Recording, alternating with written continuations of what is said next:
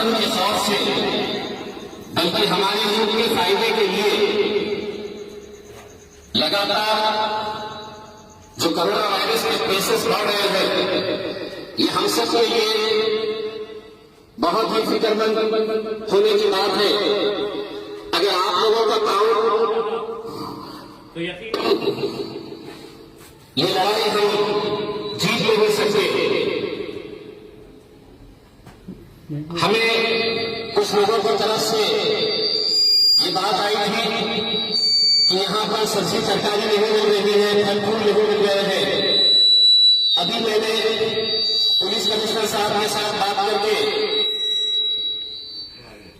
ये इंश्योर किया है कि आपको जो कुछ भी चाहिए आपके दरवाजे तक इंशाल्लाह आपको मिलेगा। मुझे मालूम है कि ये मुश्किल घड़ी है, तकलीफों का सामना सबको करना पड़ रहा है।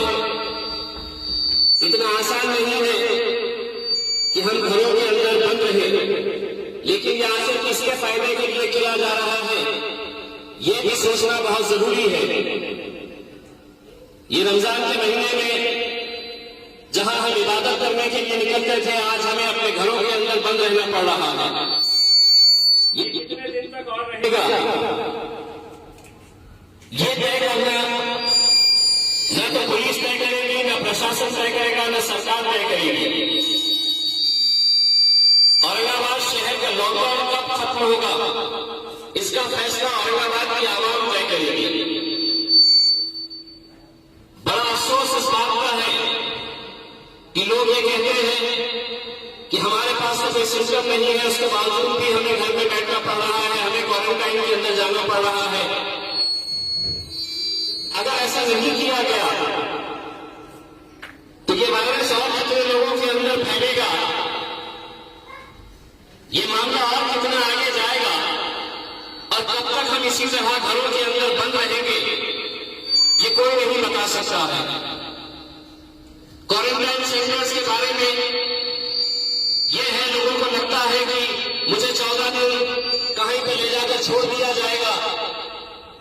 अभी हमने Maulana Azad college ladies section जो जुबली पार्क के ऊपर है, वो पूरा कॉलेज और मॉडल स्कूल भी क्वारंटाइन सेंटर पे ले लिया है। तो अगर खुदा न करे अगर ऐसी नौबत आती है कि किसी को क्वारंटाइन के अंदर जाना है तो बहुत दूर जाने की जरूरत नहीं रहेगी। लेकिन ये समझना कि मुझे कोई सिस्टम नहीं है, मुझे क्यों ले जाया जा रहा है, ये एक ऐसा सवाल है जिसका जवाब बड़े बड़े साइंसदान अभी दे नहीं पा रहे हैं।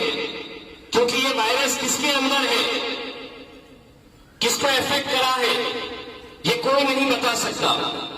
लेकिन अगर कोई नौजवान सड़क के ऊपर है और अगर वो वापस अपने घर में जाता है तो वो नौजवान को भले ही कुछ नहीं होगा, लेकिन उस वायरस का असर सबसे ज्यादा किसी को नुकसान अगर पहुंचाएगा तो हमारे घर के, हमारे बुजुर्गों के ऊपर।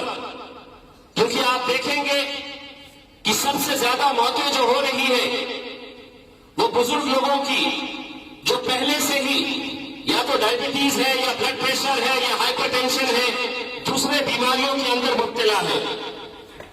तो ये नौजवानों को तय करना है कि मैं कहीं अपने घर के अंदर ऐसा मौत का सामान ना लेके जाऊं जिसके वजह से मेरे घर वालों को नुकसान हो। आज इन इलाकों के अंदर इस तरह वीराना देखकर हम भी ये दुआ कर रहे हैं कि जल्द से जल्द ये लॉकडाउन खत्म हो, लोग बाहर निकले। अगर हमें रमजान की ईद मस्जिदों के अंदर नमाज पढ़कर बाहर निकलकर अगर मनानी है तो हमें कुछ दिन कुछ कुर्बानियां देना जरूरी है। इसीलिए मैं आप लोगों के बीच हाथ जोड़कर ये अदबन गुजारिश करने के लिए आया हूं। तकलीफ होगी, है तकलीफ, मैं यकीनन ये दावा नहीं करता हूं कि आप लोगों को कोई तकलीफ नहीं हो रही है, ये तकलीफें हैं।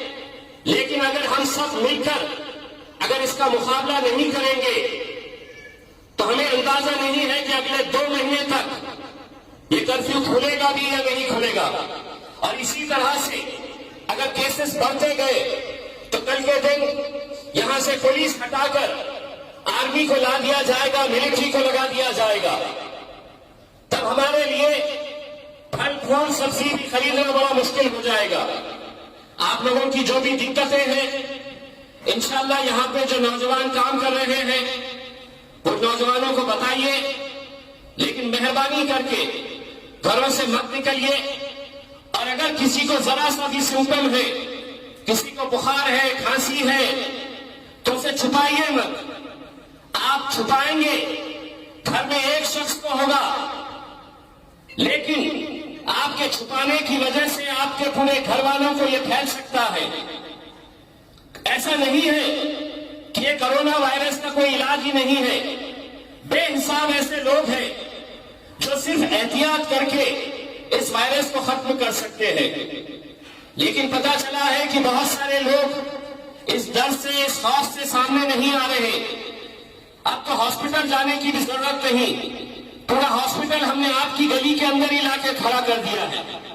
तो कोई झिझकने की, डरने की, घबराने की जरूरत नहीं है। थोड़ा सा तकलीफ उठाइए, डॉक्टर के पास आइए, उन्हें बताइए। अगर पॉजिटिव रहा तो ऐसा नहीं है कि कोई आपका ऑपरेशन होने वाला है, कोई बड़ा इलाज आपका होने वाला है। आपको सिर्फ क्वारंटाइन में रहना पड़ेगा, और उस क्वारंटाइन का पीरियड खत्म हो गया तो वो वायरस खुद ब खुद अंदर ही खत्म हो जाता है।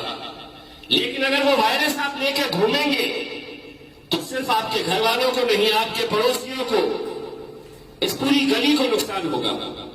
इसलिए मैं घर के बुजुर्गों से ये अपील करना चाहूंगा, नौजवानों को अपने घरों के अंदर रखिए।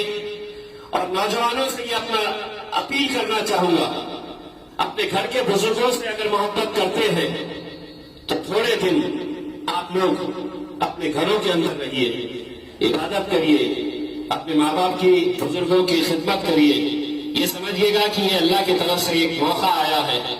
लोग कहते हैं कि ऐसा रमजान कभी देखने को नहीं मिला, लेकिन हकीकत ये है कि ये रमजान अल्लाह की तरफ से ऐसा आया है जहां आपको ये मौका दिया जा रहा है कि मैं इस रमजान का भरपूर फायदा उठाऊं, घर में रहूं और अपने घर को मस्जिद बनाकर ज्यादा से ज्यादा इबादत करूं।